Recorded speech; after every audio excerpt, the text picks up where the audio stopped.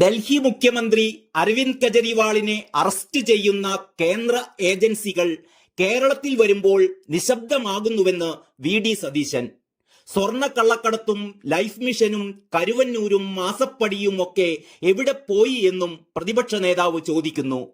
എന്റെ പൊന്നു സതീശ, ഇപ്പോൾ കെജ്രിവാളിനോട് കാണിക്കുന്ന നിങ്ങളുടെ മുടിഞ്ഞ പ്രേമം പിണറായിയെ പിടിക്കാൻ ഇ.ഡി. വന്നാൽ പിണറായിയോടും കാണിക്കില്ല എന്ന് എന്താ ഇത്ര ഉറപ്പ്?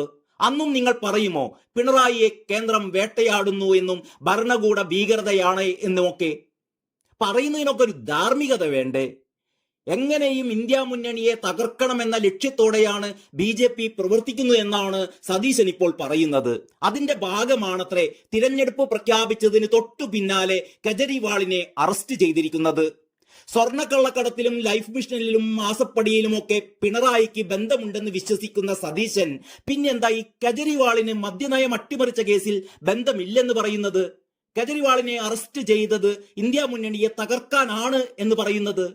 തിരഞ്ഞെടുപ്പ് പ്രഖ്യാപിച്ചതിന് തൊട്ടു പിന്നാലെയാണ് കെജ്രിവാളിനെ അറസ്റ്റ് ചെയ്തത് എന്ന് പറയുന്നത്. 6-7 മാസങ്ങൾക്ക് മുമ്പേ ഇ.ഡി. സമൻസ് അയച്ചിരുന്നതായിരുന്നില്ലേ കെജ്രിവാളിന്? അന്നെന്താ കെജ്രിവാളിന് ഇ.ഡിക്ക് മുമ്പിൽ ഹാജരായി കൂടായിരുന്നോ?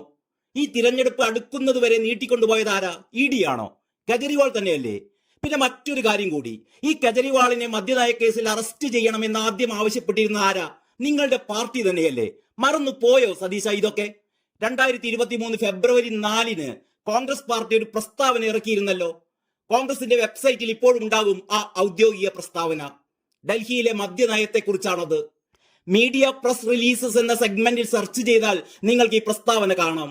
ഇതിലൊരു പ്രധാന ഭാഗം ഇങ്ങനെയാണ്: Indian National Congress demands the immediate resignation of the chief minister Arvind Kejriwal. അതായത് ഡൽഹി മദ്യനയം സംബന്ധിച്ച അഴിമതികളുടെ പേരിൽ മുഖ്യമന്ത്രി അരവിന്ദ് കെജ്രിവാൾ ഉടൻ രാജിവെക്കണമെന്ന് കോൺഗ്രസ് പാർട്ടി ഔദ്യോഗികമായി ആവശ്യപ്പെട്ടിരുന്നതാണ്. ഇന്ത്യൻ നാഷണൽ കോൺഗ്രസ് ഡിമാൻഡ്സ് എന്ന് തന്നെയാണ് ആ പ്രസ്താവനയിൽ പറഞ്ഞിരുന്നത്. ഈ വിഷയത്തിൽ പണം കൈമാറ്റം നടന്നിട്ടുള്ളത് വളരെ കൃത്യമായി ചാർജ് ഷീറ്റിൽ രേഖപ്പെടുത്തിയിട്ടുണ്ട് എന്നും ഗോവയിലെ തിരഞ്ഞെടുപ്പുമായി ബന്ധപ്പെട്ട് അവരുടെ പ്രചാരണത്തിന്റെ ഭാഗമായി പരസ്യങ്ങളൊക്കെ കൊടുക്കുന്നതിന് വേണ്ടിയും സർവേകളൊക്കെ നടത്തുന്നതിന് വേണ്ടി വോളണ്ടിയർമാർക്ക് കൊടുക്കുന്നതിന് വേണ്ടിയും ഈ പണം ഉപയോഗിച്ചിട്ടുണ്ട് എന്നും കോൺഗ്രസ് പാർട്ടി വ്യക്തമായി തന്നെ ഈ പ്രസ്താവനയിൽ ആരോപിച്ചിരുന്നു. ഇങ്ങനെ ഇരിക്കെയാണ് വി.ഡി. സതീശനും കെ. സുധാകരനും ഇവരുടെ ദേശീയ നേതാക്കളും ഒക്കെ ഇപ്പോൾ കെജ്രിവാളിനെ വിശുദ്ധനാക്കാൻ ഇറങ്ങിത്തിരിച്ചിരിക്കുന്നത്. ഭരണകൂട ഭീകരതയാണത്രേ. എനിക്ക് ചോദിക്കാനുള്ളത്, നാളെ പിണറായിയെയും മകളെയും മറ്റ് CPM നേതാക്കളെയും പിടിക്കാൻ ഇ.ഡി. വന്നാലും നിങ്ങൾ ഇങ്ങനെ മറുകണ്ഠം ചാടുമോ എന്നാണ്.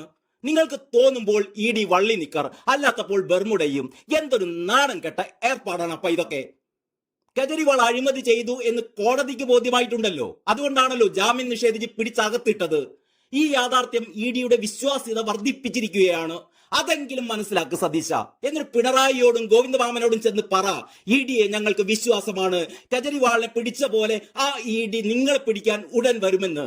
അതാണ് സത്യസന്ധത. അപ്പോ എല്ലാം ഓക്കെ അല്ലേ? എല്ലാ കോൺഗ്രസുകാർക്കും നല്ല ഇ.ഡി നമസ്കാരം.